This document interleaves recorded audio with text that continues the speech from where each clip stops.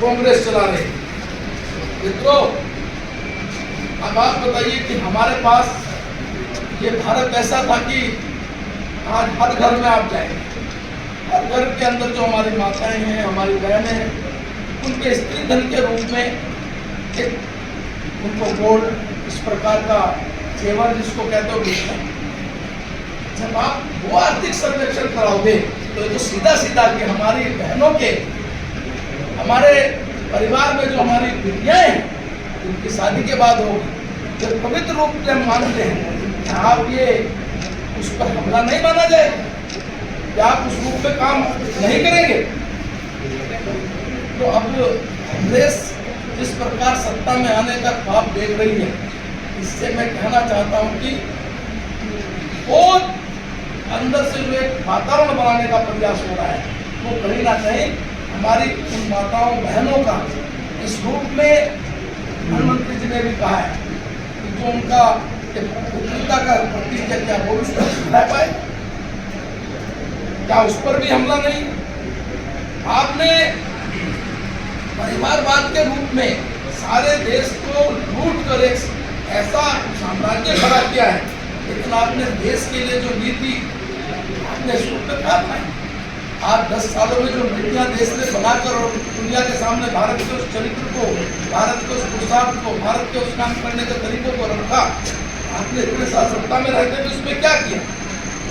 केवल आपने यही नहीं रुके, आपने कहा कि जो नौकरी पेशा वाले लोग हैं, जिन्होंने निश्चय के लिए इत्यादि कराई है, अपना घोषणा पत्र जारी किया है 2024। इसमें उन्होंने 3-4 चीज़ें कही। एक, उन्होंने जो आरक्षण है उसको लेकर कहा है कि हम 50% की सीमा को हटाएंगे। जातिगत रूप से SC ST OBC का जो आरक्षण है, क्या आप उसे कम करेंगे?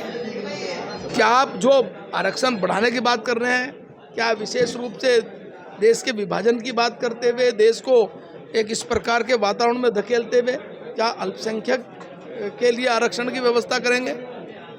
आपने आर्थिक सर्वेक्षण की बात करी।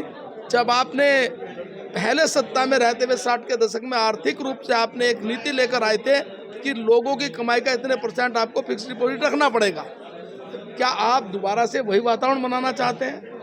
क्या आर्थिक सर्वेक्षण करा के क्या लोगों से आपने कहा कि उनके घरों की गणना करेंगे? क्या लोगों के पास 2 घर हैं तो क्या 1 घर आप लेने की बात कर रहे हैं? यानी कांग्रेस ने देश के इस वातावरण में इस प्रकार एक घोषणा पत्र में लेकर आया कि वो बहुसंख्यकवाद को चर्चा के बजाय अल्पसंख्यकवाद पर लेकर आए, तो ये देश के लिए एक बड़ा खतरनाक इस रूप में है। यही हम जनता के सामने लेकर जा रहे हैं। लेकिन वो ऐसा भी, अगर ऐसा भी देखिए, अगर हम एक प्रमुख रूप से जो देश के अंदर राजनीति में काम करने वाली पार्टियां हैं, अगर कोई भी पार्टी इस प्रकार देश के वातावरण में अपने घोषणा पत्र को इस रूप में लाती है, तो निश्चित रूप से यह दायित्व बनता है कि हम देश की जनता को बताएं कि ये देश के लिए खतरनाक खेल खेलने जा रहे हैं। नहीं कहा यह जाता है कि देखिए, ये जो मतदान कम हुआ है, आप देखेंगे ओवरऑल मतदान कम हुआ है। गांव में भी हुआ है, शहर में भी हुआ है, छोटे कस्बों में भी हुआ है। ये कहीं ना कहीं आप देखेंगे, जिसको वो कहते हैं कि हमारा वोट बैंक है, उसमें भी कम हुआ है, जो कार्डर है उसमें भी कम हुआ है। इसलिए भारतीय जनता पार्टी को कम मतदान का फायदा ये होगा आने वाले समय में। जो अभी आप देखेंगे हमारा मत प्रतिशत आपको बढ़ा हुआ नजर आएगा। मतलब सराउंडिंग की बात कर रहे हैं आप, टोटल जो है कोई भी कास्ट हो, कोई भी बिरादरी, सभी का कम, सभी का कम, सभी के कार्डर, सभी के कार्डर। अच्छा, कहा यह जा रहा है तमिलनाडु में जाएंगे 10% डाउन हुआ है, अब बिहार में जाएंगे। प्रेस वार्ता थी, वो किस विषय को लेकर थी? देखिए, आज की प्रेस वार्ता पूरे प्रदेश में, पूरे देश में एक मुद्दे को लेकर हो रही है। कांग्रेस ने जो घोषणा पत्र जारी किया है उस पर हमारी घोर आपत्ति है, और उसके लिए माननीय प्रधानमंत्री से लेकर हमारे सभी जगह लोग जा रहे हैं। आज हमारे पूर्व प्रदेश अध्यक्ष माननीय मदन कौशिक जी ने आज रुड़की में प्रेस करी है, और उसका मुद्दा साफ साफ है। कांग्रेस तुष्टीकरण की राजनीति करती आई है, आज भी कांग्रेस उसी दिशा में जाना चाहती है। कांग्रेस इस देश के रहने वाले सनातनी समाज, इस देश के रहने वाले राम भक्तों, इस देश के रहने वाले हिंदू समाज के अधिकारों को छीनकर मुस्लिम समाज को अगर देना चाहती है तो इसको हम स्वीकार नहीं करेंगे। भारतीय जनता पार्टी भारी बहुमत से सरकार में आ रही है, लेकिन एक वैचारिक लड़ाई है। अगर उस वैचारिक लड़ाई जिसके कारण से देश का विभाजन हुआ, वो वैचारिक लड़ाई फिर से कांग्रेस छेड़ रही है, कांग्रेस मुस्लिम लीग के रास्ते पर चल रही है, और ये हमारी जिम्मेदारी बनती है कि जनता को इससे अवगत कराएं।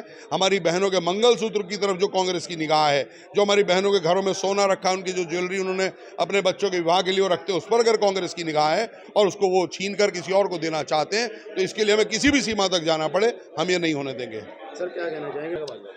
मत प्रतिशत इसलिए घटा है क्योंकि लोगों ने मान लिया कि सरकार तो बनी रही है, इसलिए बहुत सारे लोगों ने सोच लिया होगा नहीं भी गए तो क्या होगा। लेकिन ये मत प्रतिशत सिर्फ किसी एक समाज का नहीं घटा, ओवरऑल सब में इसका अंतर आया है, इसलिए इसका चुनाव परिणाम पर कोई असर पड़ने वाला है नहीं। भारी मतों से भाजपा जीत रही है। कितने मतों से जीतेंगे? 5 लाख 6 लाख पार के नारे लगे। 5 लाख का हमने नारा दिया था, लेकिन उसके बाद भी मेरा जो मानना है, व्यक्तिगत मानना है कि 3 लाख से ऊपर हम जीत रहे हैं।